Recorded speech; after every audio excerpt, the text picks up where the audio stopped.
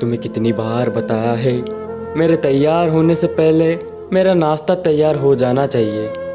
शादी के 25 साल बाद भी तुम क्यों मुझे बार बार एक ही बात बतानी पड़ती है? तुम्हें क्या है, तुम तो आराम से घर पर ही होगी, मुझे काम पर जाना पड़ता है। तुम हो कि हमेशा बेवकूफ़ों जैसी हरकत करती हो।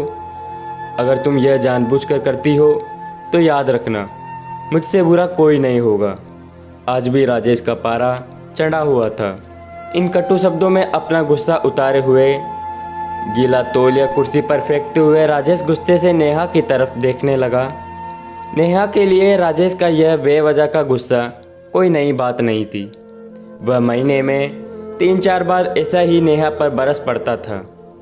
पहले पहले नेहा उसका विरोध किया करती थी, लेकिन जब कई सालों तक राजेश में कोई बदलाव नहीं दिखा तो नेहा ने खुद को ही बदल दिया।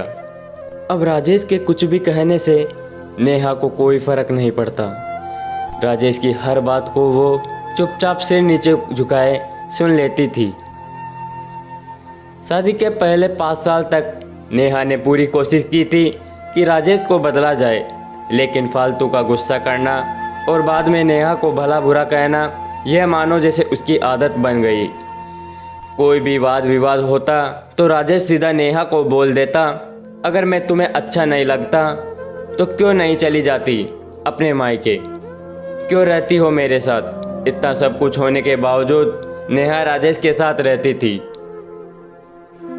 क्योंकि उसे अपनी बेटी की फिक्र थी, और वह जाती भी तो खा जाती। बूढ़े हो चुके माँ बाप को इस उम्र में वह परेशान नहीं करना चाहती थी। समाज के लोग क्या कहेंगे यह भी तो देखना था। वह इतनी पढ़ी लिखी भी तो नहीं थी कि खुद जाकर कोई नौकरी कर सके और अपना और अपनी बेटी का पालन पोषण कर सके। नेहा को अब अपनी फिक्र नहीं थी, उसको फिक्र थी तो बस अपनी शादी लायक हो रही बेटी की।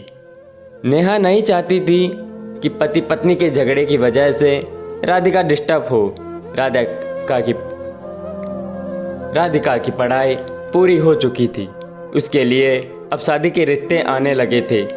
कई रिश्तों को उसने ठुकरा दिया था। 2-3 महीने बाद एक अच्छा रिश्ता आया। रिश्तेदारों और पहचान के लोगों ने भी लड़के के लिए बहुत गुणगान किए। राजेश एक शाम अपनी बेटी के पास बैठकर उसे बताने लगा, राधिका बहुत अच्छा लड़का है, पढ़ा लिखा है, बड़ा घर का है, बहुत अच्छी नौकरी है। ऐसे रिश्ते बार बार नहीं आते बेटा, इस बात मान लो और शादी कर लो। राधिका अपने पिता से ज़्यादा बात नहीं करती थी, शायद डरती थी या शायद नफरत करती थी, लेकिन वो अपनी पूरी हिम्मत जुटाकर बोली, मुझे अभी शादी नहीं करनी है पापा, नौकरी करना चाहती हूँ, खुद अपने पैरों पर खड़ा होना चाहती हूँ। हाँ तो उसमें क्या बड़ी बात है? मैंने लड़के से बात की है, वह तुम्हें किसी बात के लिए नहीं रोकेगा। तुम शादी के बाद भी नौकरी कर सकती हो, वह तुम्हें नौकरी के लिए परमिशन दे देगा। मेरा नौकरी करना या न करना उसकी परमिशन पर क्यों डिपेंड रहेगा पापा? राधिका ने पूछा। मैं कह रहा हूँ ना, तुम्हें किसी भी चीज़ की कमी नहीं होगी। ऐसे रिश्ते बार बार नहीं आते, इसे ठुकराओ मत, बहुत खुश रहोगी तुम वहाँ। पापा क्या मैं उतनी ही खुश रहूँगी जितनी मम्मी इस घर में खुश है? राधिका ने तंज कसते हुए कहा। आज तुम्हारी जबान कुछ ज़्यादा नहीं चल रही? राजेश गुस्से से आंखें बड़ी करते हुए बोला। पापा मुझे शादी नहीं करनी है, क्योंकि शादी के बाद अगर वह लड़का आपके जैसा निकला तो मैं क्या करूँगी? मुझे आपके जैसा जीवन साथी नहीं चाहिए जो बिना बात के मुझ पर हमेशा चिल्लाए। मुझे कुछ भी अपनी पसंद का लेने हो तो 10 बार सोचना पड़े, कहीं वह नाराज़ न हो जाए। मेरी तबीयत कैसी भी हो उसे कोई परवाह ना हो। रोटी थोड़ी सी मोटी बन जाए तो घर सर पर उठा ले, उसकी चेक बुक ना मिले तो मेरा ही दोस्त निकाले, और हर छोटी मोटी बात पर मुझे मायके जाने के लिए कहे। राधिका ने अपना दिल खाली करते हुए पापा के सामने सब कुछ कह दिया।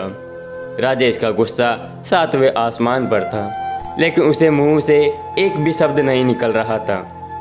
वो राधिका की बात सुन रहा था। राधिका उतना ही बोलकर चुप नहीं हुई। आज पहली बार वह अपने पापा के सामने इतना कुछ बोल रही थी।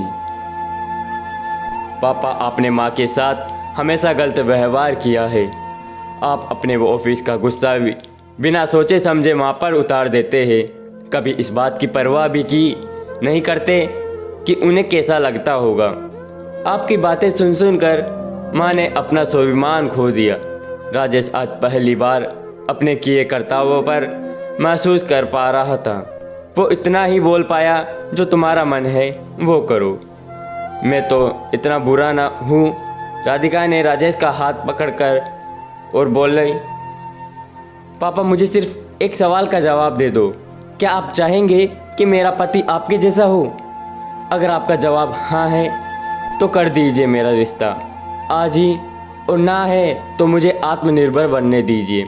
राजेश कुछ भी ना बोला पाया, वहाँ से चुपचाप बाहर चला गया। आज उसे नेहा के सामने जाने में शर्म आ रही थी। चलते चलते उसकी आंखों से आंसू बह रहे थे। राजेश ने आज अपने आप को बदलने का निश्चय किया। अगले दिन से नेहा ने अपने पति में काफ़ी बदलाव देखा। वह सोचने लगी कि जो हिम्मत राधिका ने दिखाई है, वह हिम्मत में अगर पहले दिखा देती तो शायद आज परिस्थितियाँ कुछ और होती।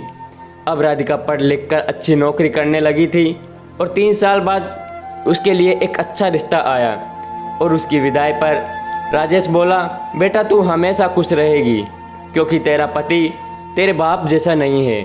राजेश की यह बात सुनकर नेहा और राधिका की आंखों में आंसू बहने लगे। दोस्तों, हमारे समाज में औरत को भले ही देवी का दर्जा दिया जाता हो, लेकिन वह स्वतंत्रता नहीं दी जाती। उन्हें बचपन से ही सिखाया या बताया जाता है कि वह पराया धन है। स्कूल से आने में देर हो जाए तो पिटाई मिलती है, मोबाइल पर बातें करते हुए दिख जाए या खिड़की से झांकते हुए दिख जाए तो शक किया जाता है।